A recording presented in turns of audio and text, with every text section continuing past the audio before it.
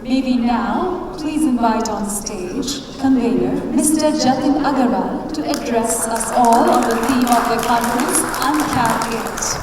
Mr. Jatin Aggarwal. Hello, can you hear me? Sanjeev वाली base कम कर दो क्योंकि वो फेक थी मुझे मालूम है। संजीव गुप्ता वाली बेस नहीं चाहिए मुझे, नॉर्मल वाली बेस चाहिए। सरजमीन हिंदुस्तान की राजधानी में आप सबका स्वागत है। और जैसे हम सब जानते हैं कि दिल्ली है दिल वालों की, दिल्ली है। तो दोस्तों हम सब लोग यहाँ पर कहना स्पीक इन हिंदी, बिकॉज मुझे सपने और ख्याल सब हिंदी में आते हैं। और if you want I can speak in English because I understand we have lot many dignitaries and delegates from international overseas delegations. But is it okay if I mix both the languages? So friends, I will be speaking today on UNCAPIT. So that's a topic which is very dear to us. We started talking about the same theme, rejuvenate to renovate, in the Jaipur conference. And of course, before that, in the Goa conference, we talked about process and people.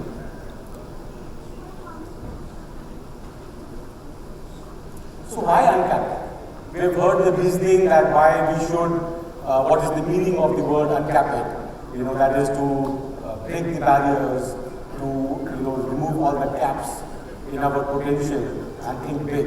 And of course, at the same time, what are the tools, what are the challenges that we should all adapt to and adopt in order to come out of the mediocrity that our industry is in? Recently, Bob Sternfeld had given a statement which became very popular. He had emphatically stated that it's not India's decade, it's India's century. आज हम 75 साल अपने पूरे कर रहे हैं। कुछ लोग कहते हैं कि हम लोग अगले 25 साल के बाद हम लोग राज करेंगे। But the reality is that the demographics advantage, the power of the middle class, the youth is going to take us multi-fold forward. There is a big opportunity in front of us, which the choice is ours. Like everybody knows, life is about choice, skills, and of course luck.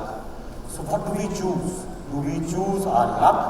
Do we accept and embrace mediocrity, or do we think big? Do we uncap our potential and embrace what is there for us? Because India is not going to stop. Just look at this. We have recently received the honor of being the 5th largest economy in the world. We have outpaced UK, which was our colonial superpower. There are not many people who would say, oh yes, India is 1.3, 1.4 billion people. This would happen. But the secret is not in this, the 5th position that we have attained. Or maybe by 2037 we are supposed to reach the 3rd position. India is a $3.5 trillion economy. $2,200 per capita income is what we are at. It's a pretty low per capita income by any standards. Friends, 50% is spent on basic needs. That is approximately 1200 USD. Out of the rest, 50% is saved. That is 600 USD. The rest, 50% is spent on school, vacations, white goods, and paint. Now with just 15% increase, so we are growing at what 6 to 9%, and we are hoping to grow at double digits. So now with just 15% increase in income, we reach 4 trillion USD, and the big distinction happens that we have an extra 300 USD on discretionary buys. Discretionary buys, so our disposable income is going to change. We cannot eat 5 or 6 rotis or 5 kgs of rice every day. Our needs, our necessities are going to remain the same. We are, everybody in this country, when the demographics are going to go into the middle class and the upper middle class, we are going to see a transformation of the how much disposable income we have and how we spend it. India's income pyramid, which for a very long time, 2005, say 2018, and now 20, expected to become a pyramid. This is a diamond which is going to become. This pyramid is going to change to a diamond where almost 85% of Indian population is going to be middle class or higher middle class. The whole transformation, the needs, the choices of the goods that we buy is going to transform. and that is going to benefit the paint industry. People are going to have discretionary bias, and paint industry is going to benefit out of it. And again, another transformation which is going to happen is that the growth is not only going to be limited to the metros or the capital or the financial capital. It is going to go down to the second tier and the third tier cities. That is where the population is going to become rich and they are going to buy the goods. And this we are seeing in FMCG statistics, we are seeing in the sale of cars, mobiles. That is the same going to happen in paint industry. We all know these stats. These are the latest stats. I had taken the help of Dilip for this information. What is wrong in this? Can anybody inform me what is wrong in this? My problem with this are the last two lines. The organized segment and the unorganized segment. And the gap between the haves and the have-nots. The gap between the largest companies in India and the lopsided advantage that they have, and the medium and the small scale industry. You have just 10 players practically owning and taking care of the 70-75%. Do we call ourselves the challengers, the underdogs? Is our percentage growing? Are we there at 35% or 40%, and is it improving or is it going down? With COVID, we have again taken a step. I think today, according to my estimation, we have taken a hit of 2 or 3 percentages, and now probably we are at 28%. So how do we come out of it? Is it a game we can win? Can we beat and become more relevant? India has seen a growth of unicorns. These are $1 billion companies. With the Modi era, we are seeing focus on startups, and a lot of new players have become $1 billion companies. Do we see any company of paint industry out there? What is stopping us? What is the limiting factor that our name or our companies are not listed in this list of unicorns? Friends, it all comes down to the 7 P's of marketing: product, price, promotion, place, people, process, and of course the physical evidence. I cannot go into the detailing of everything, of course, but I would like to pick up 3 of these. Product. A lot of people, when I visit them, they talk about, oh, my product is excellent. My product is better than the largest company. Oh, my sanding sealer has, better, more NC cotton. It has, my paint has pure acrylic. The percentage of titanium that I'm putting is better. The gloss of my paint is better. There are a lot of statistics attached to the product. We are going to learn about the product. I think we have reached a stage when the product innovation is an ongoing process, but that is not going to break the shackles. That is a uniformity and the homogeneity that has come into the industry. Just having a good product is no longer sufficient. I think that is where our industry, which is already producing excellent products, and a big round of applause for everybody, because we have focused for such a long time on producing excellent products in front of the larger companies also. So where are we going wrong?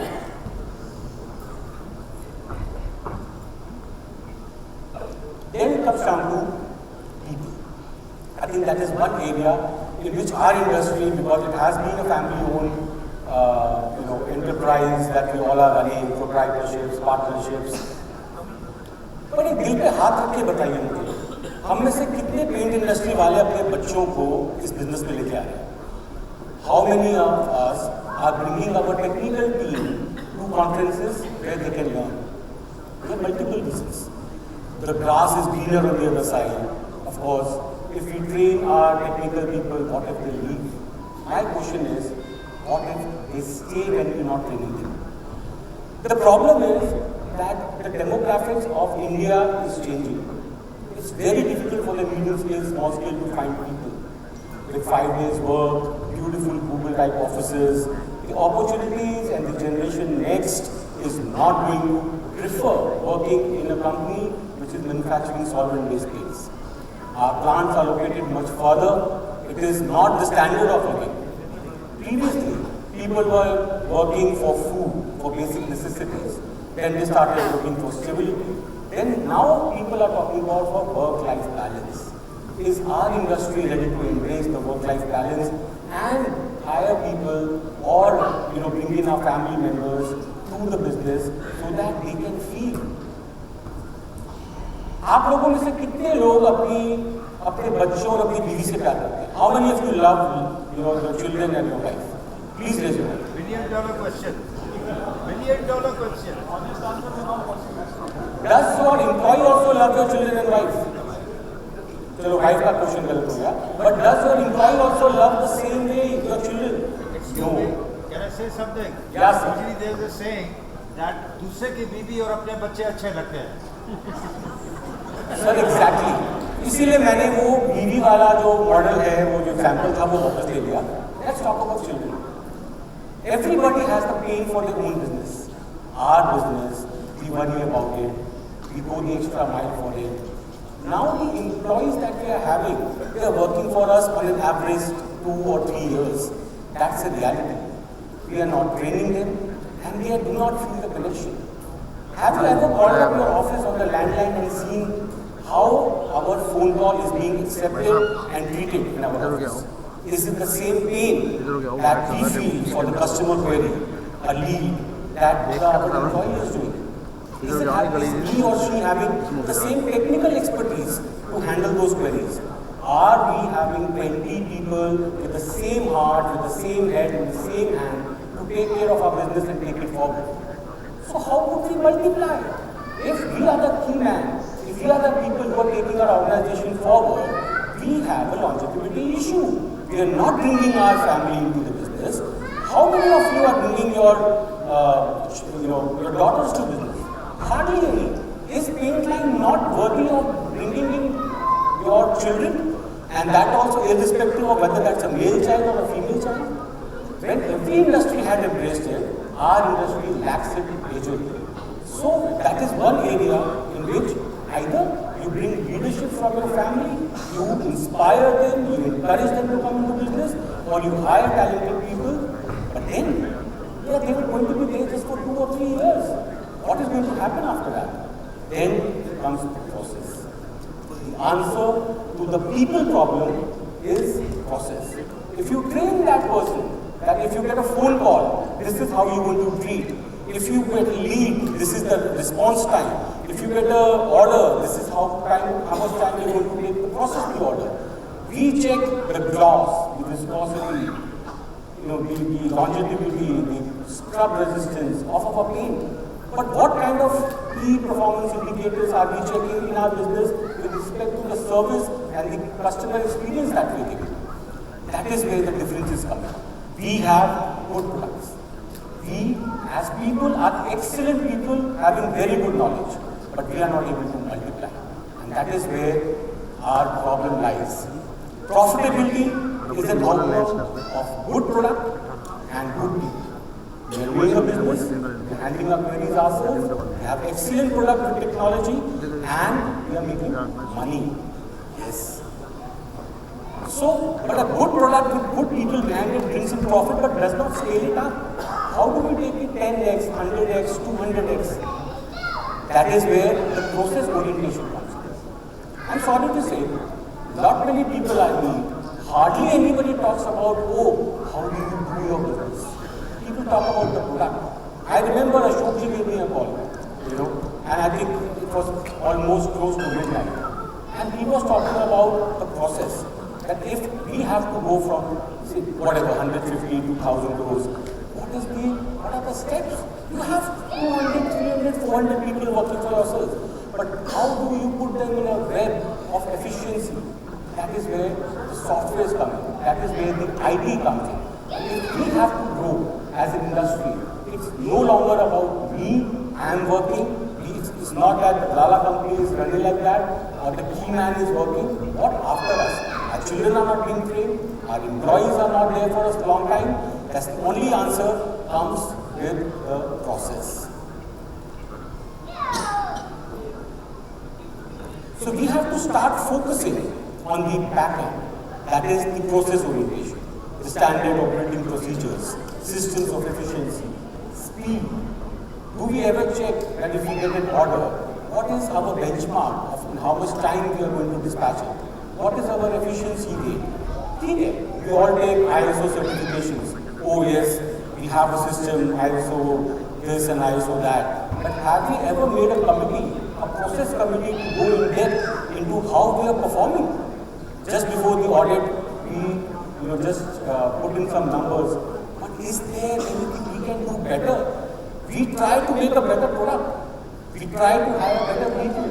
But we are not working on having a consultant for process. And I think that is where the differentiation is. And then again, of course, this world, when I showed you all the Loom unicorns, there was something very unique in that. All of them were platform companies. All of them had IT in their core and the product was simple. So I think the delivery mechanism is going to be what we have to change ourselves. And of course, process feedback. We take customer feedback that, oh, how our product was. Did you get the same clause level that we had promised? But are we taking a process feedback? What was your experience when you dealt with us? How many new customers are we adding? What is the cost attached to acquiring a new customer? Who's your most profitable customer? Which is your most profitable product? Can we increase that business? So we check इसका payment कितनी देर में आ रहा है. But why don't we see the rest of the parameters? And I think once we start doing that, this industry has the potential of transforming and growing at multiple places. Benefits of process management, of course, is reduction of cost, enables transformation of business models, helps identify new customer demands, increase productivity, helps companies remain competitive, better retention of customers, increase standardization. Idea is we are not winning the battle. And I think somewhere or the other, we have to start embracing a change.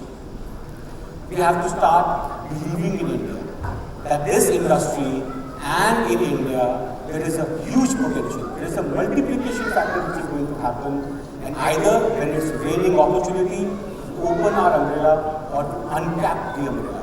And we start getting drenched in those opportunities. And for that, we should have a good product, we should have a good team, and the most important, we should have a very good process to take care of those opportunities. Don't make better products, but differentiated products. We all know that the differentiation products, सारी जिंदगी हम ये सुनते रहे हैं, niche products में जाओ, better products में जाओ. And I think what if we have reached there and still we are not cracking it? Most of the innovation now is happening for price reduction. Innovation is limited to giving a good product at a cheaper price. But the differentiation, like Mr. Bajaj said, is not 2% or 3%. Differentiation happens when you're talking about 25%. Is it something which we can do? That is the differentiation which few of in our industry have been able to crack. Process is the key.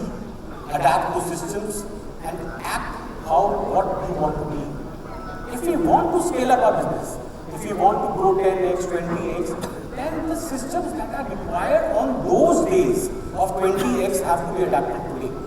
And we have to be preparing a runway for that takeoff. It's not the other way around, that we are more reaction-based organization, but we have to predict and start investing in this.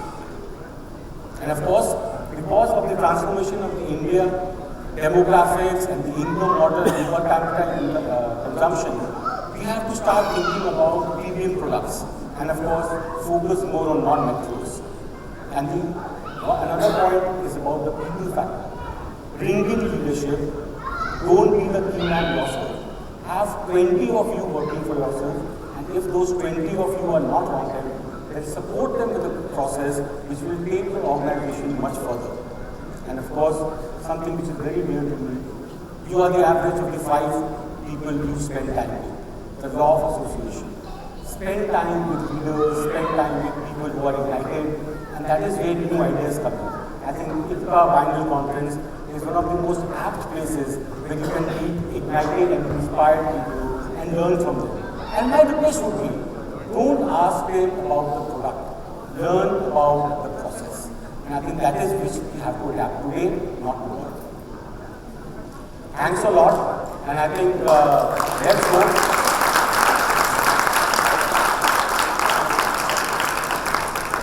Thanks a lot, and let's hope that you all have a wonderful time. And we, as your host, wish you a pleasant stay and, of course, a very ignited and inspired technical session tomorrow. Dhanyavad.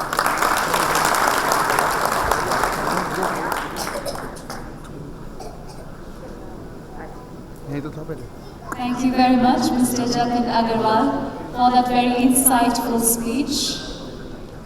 By now, I think we have gained a deeper understanding behind the theme of this remarkable conference, thanks to Mr. Jatin Aggarwal.